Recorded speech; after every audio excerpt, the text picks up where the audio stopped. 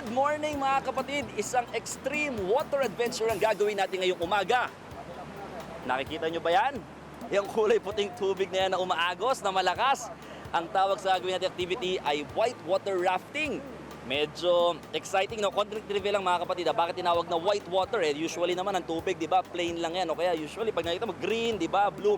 Pero bakit white water? Kasi itong white water na yan, literally, yan yung hinahanap talaga ng mga adventurous ating mga kapatid. Dahil talagang dyan yung rapid o mabilis talaga yung agos ng tubig.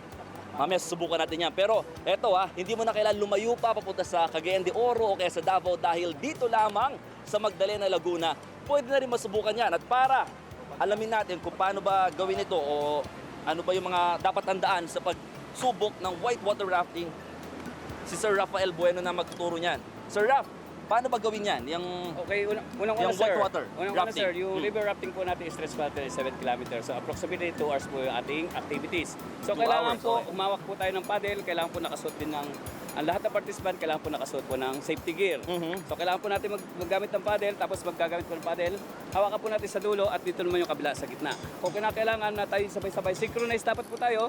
So dapat po pag sinabi paddle forward, almost kalahati po ng paddle natin na nakalubog sa tubig. Sige. So paano sir? Paano, may tamang paghawak pala sa paddle? Yes sir, kailangan po nandito sa dulo yung isa. So Oo. ito naman po, basta kung saan kayo Ay, hindi pwede comfortable. kahit saan lang.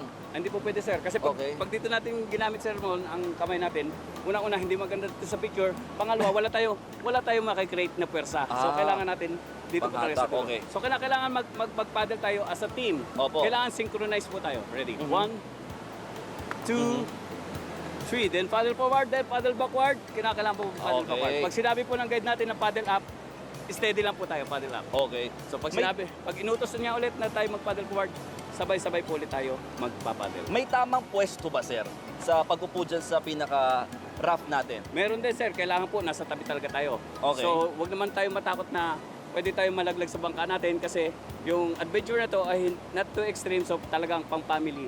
Kinukonsidera na family and friendly rapids po tayo. Pero paano kung kaliwete ka o kaya kanan ka? Pwede, sir. May ano ba yun? May Mas- pwesto talaga? Kung Depende. kaliwete ka o kanan ka talaga, doon ka sa kaliwa talaga pupwesto pag kaliwete ka. So Oo. para talaga makakuha tayo ng pwersa mas maganda. Okay, tas para nakita ko, meron din pati yung pagsapasa sa paa, no? Yes sir. Meron ding tamang Kailangan pagsakay pinapwesto natin, dun. so sakay natin sir. Oo. Sige, okay lang sir. Kailangan pagpwesto po natin, kailangan nakasuot po yung May sinusuotan yung talaga. isang paa For safety sa din kanan. yan. Yes. Kasi pag nag-bump po tayo sa boulder, sa bato, so hindi tayo malalaglag sa ating. Pero sir, hanggang gaano karami ba yung pwedeng sumakay lamang sa raft natin? Okay, ang minimum na participant natin sa activities nito ay 6. Anim. So every boats po, every 6 na guest natin o participants, may accompanied po tayo ng 2 river guides. So 8 kayong lahat? Yes sir. Oo. Paano sir pag nahulog, di ba? Aksidente. Na Okay.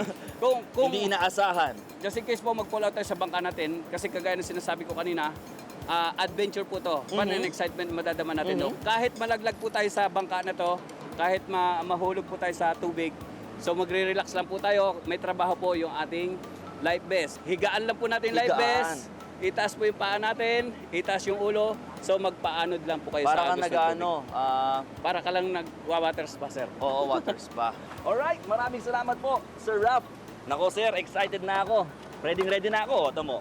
Ito na yung bilin mo kanina. Kailangan naka life vest at may helmet. Safety gear. Safety gear. Pero alam nyo mga kapatid, simple lang. Ako first time ko to eh. First time kong magta-try ng white water rafting. Isa lang instruction talaga ni Sir Raf, yun ay ang sumunod sa kanilang guide.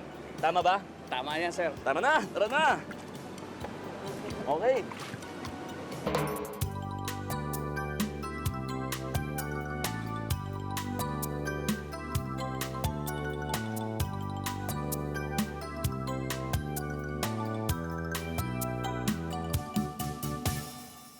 Good morning mga kapatid! Andito na ako ngayon sa Balanak Dam sa Magdalena, Laguna kung saan ito na po yung pinaka-end point ng ginawa naming whitewater rafting adventure.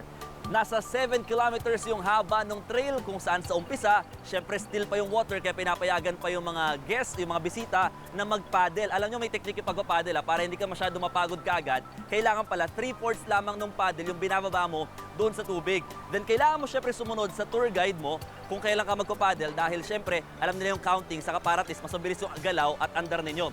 Then, kapag dumaan na kayo sa rapids. Nako, yan yung pinakamasaya mga kapatid. Mahigit 10 rapids yung nadaanan namin. Ito yung pinaka-exciting na part. At syempre kapag dadaan na dyan, ang instruction ng mga tour guide, kailangan namin bumalik sa loob, ipasok yung mga paa namin sa loob ng raft at humawak dun sa tali at hayaan naman yung mga tour guide na mag-paddle dahil syempre mas kabisado na nila yung raft o yung pinaka whitewater area na yon. Idagdag mo pa dyan mga kapatid yung sobrang gandang view sa paligid. Nako, sobrang saya at sobrang relaxing talaga. At sa halagang 900 pesos lang mga kapatid, pwede mo na ma-experience yung napakasayang ginawa naming whitewater rafting adventure. At syempre, dahil nandito na nga ako ngayon sa pinaka-endpoint, hindi pa tapos ang adventure Hindi pa natatapos doon dahil kailangan mong dumaan dito sa pinaka-river tube. Kailangan mong mag-slide dyan. Nasa 25 feet high ito Kaya kailangan talaga, lakas loob pa rin to mga kapatid. Syempre, try natin yan. Kailangan mo gumamit ng salbabida para at least kaya mo yung mas madali ka makaka-slide. Kasama ko pa rin si Sir Rap. Ito na mga kapatid Go! Woo!